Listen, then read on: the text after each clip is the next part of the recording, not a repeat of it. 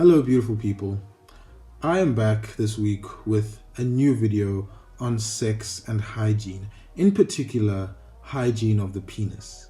Welcome back to Sex Ed You Wish You Had, with me of course, Yangeni Saidi. Now, the sexual hygiene of a penis is fairly straightforward, except for a couple of myths that need to be broken down, and of course a few techniques on how exactly you are going to clean your penis. Now, a lot of this is interchangeable between the penis and the vagina, and I will be doing a full video, of course, on the vagina, so stay tuned. But yeah, this video I feel like is going to help a lot of people, because a lot of people don't understand their own sexual hygiene and how important it is. So let's get it straight, you dirty pigs. Wash your hands, you dirty pig. I didn't do a poo. I was crying. Now, a lot of people believe that if you have a penis that is circumcised, this penis is more healthy or cleaner than an uncircumcised penis. Now, this statement is incorrect, because a clean penis is of course a clean penis. So rather than a circumcised penis being the cleanest, but rather a clean penis being the cleanest, is what we're trying to focus on, especially for this video. Now, this myth kind of started with the idea of SMegma, right? And what SMegma is essentially, in more vulgar sense of the words, is dick cheese. And it's the accumulation of oils secreted from your apocrine glands around your pubic and genitalia area, mixed with dead skin cells.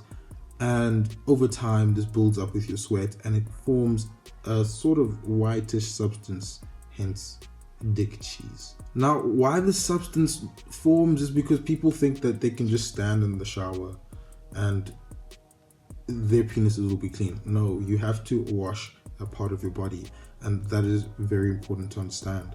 The thing with SMegma is that it's not just a male thing, right? Or a thing for people with penises. People with vaginas can also get SMegma, because SMegma, as I said before, is secreted from apocrine glands, and everyone has those. So yes, SMegma can build under the clitoral hood, or in the vagina and in between the vaginal lips. So if you have a vagina, I will be doing another video on that, but this one is also important for you, I guess. So yes, watch it, subscribe, follow, share. So SMegma in itself is not inherently dangerous, right? It can't kill you in any way, shape or form the way it is, right? However, it is a breeding ground for secondary complications such as infections. Why? Because one, it is a moist environment. Moisture that we do need, don't get me wrong, we need it. So we're not trying to completely eradicate it, right? We just need it to be at healthy levels, right? So it creates a moist environment. Two, it's an environment with dead cells, which means that's food for infections. And three, it's warm, and that's precisely what infections need to grow. So SMegma can't give you cancer. I know people have read that on the internet. It can't, but it can be a root cause for a secondary complication. So you may ask, how exactly do you go about cleaning the penis then? Rule number one, no harsh soaps or fragranted soaps or soaps with bleach or Dettol. It's not needed. Just a gentle soap and your hand, a cloth if you do prefer, but your hand is fine too. And you can rub and wash the 5 regions of the penis, right? First, the head of the penis, underneath the foreskin. Secondly, the foreskin. Thirdly, the shaft of the penis. Fourth, the testicles and the base of the penis. And fifth, the genital and pubic area in general, because those are where the apocrine glands are.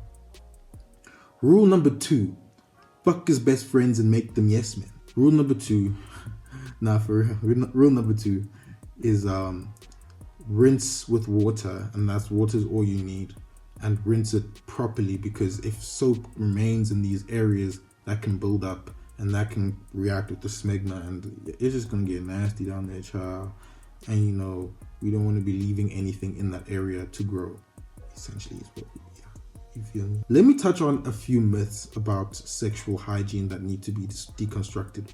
Myth number 1, Dick, pussy, or anything in between needs to smell like roses and sunshine.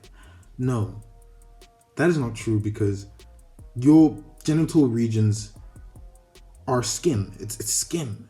I don't know what you want me to tell you. It's skin, fam. It's not gonna smell. There's no part of your body that naturally smells like roses. So neither is your penis or your vagina. Myth number 2.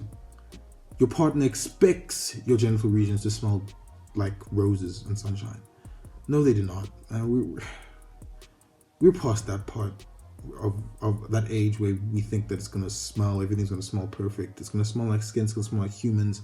And that smell in itself should not be demonized. It should be beautiful as well, because there's sensuality in that smell, right? Our body releases natural pheromones that turn us on, that attract us to certain people. So those smells aren't roses, but they're still attractive. So yeah. Myth number 3. Circumcised penises are cleaner than uncircumcised penises. Now, this myth actually stems from a lot of problematic shit. Stems from the HIV crisis in the 1980s in America, and then obviously we had our own one. We're still kind of having our own one, but it's kind of saying that, like, if you're not circumcised, the HIV virus can grow under your foreskin. The HIV virus is gonna grow whether or not you have a foreskin. So that kind of myth is debunked right off the bat. And secondly, if you know how to clean your penis, regardless of whether or not you have a foreskin, your penis will be clean. So that myth can be swiftly debunked, right? What's important is you do rinse every part of the penis that you have. Cool. Myth number 4. A foreskin can harbor or prevent STIs. A foreskin cannot do any of that. It cannot harbor it, it cannot contain it, neither can it keep STIs away. HIV, chlamydia, all of the whole lot can get to you whether or not you have a foreskin. So use a condom. This brings me nicely to my 4 principles. I always walk in 4s. This brings me nicely to my 4 principles of fun, safe sex, right? My sexy principles. Firstly, consent. Talk it out, right? Prepare for this experience you're about to have with your partner. And do understand that if you're not happy with your own personal hygiene in the moment, or the hygiene of your partner, you are allowed to withdraw consent even during the act of whatever you'll be doing sexually, and that's okay, and that should be okay, right? I think there's ways in doing it though, right? There's no, for me, if you want to be a good person, I believe that, you know, everyone is trying to at least be good. There's no need to be calling people's pussy stank, niggas' dicks stank. There's just no need for that. We're past that point of society. So there's a certain level of decorum that you should handle the situation with, and it's simple. I'm withdrawing consent from this sexual experience because I'm not happy with the hygiene of either myself or yourself. And that's that. Clean and simple. Number 2, safety, right? If we are clean, if we're clean in ourselves, if we're clean human beings, if we're clean in our sexual areas, it allows for more safe sexual interaction. And that, of course, is the goal at the end of the day. Number 3, respect. There's a certain level of respect that you need to have for your partner to have a good sexual interaction, right? And that's high. You need to respect your partner or partners highly. And then you also have to respect yourself. It's like when you leave the house, do you not want to be presented well and be greeted and well by society? Same thing. Like, would you not want your partner to hold your penis in your hand, hold the penis put the penis in their mouth, in their vaginas, in their anus, in their ears, in their noses? You get the point, right? And that comes with a certain level of respect for yourself and for the partner. And if we are keeping our hygiene up, then that respect increases. Lastly but not least, certainly not least, is enjoyment, right? If you get a lot of the barriers out of the way, barriers such as like being uncomfortable with the hygiene, then you can enjoy your sexual interactions a lot more. For example, shower sex. Like, shower sex bangs so hard because, you know, it's just clean.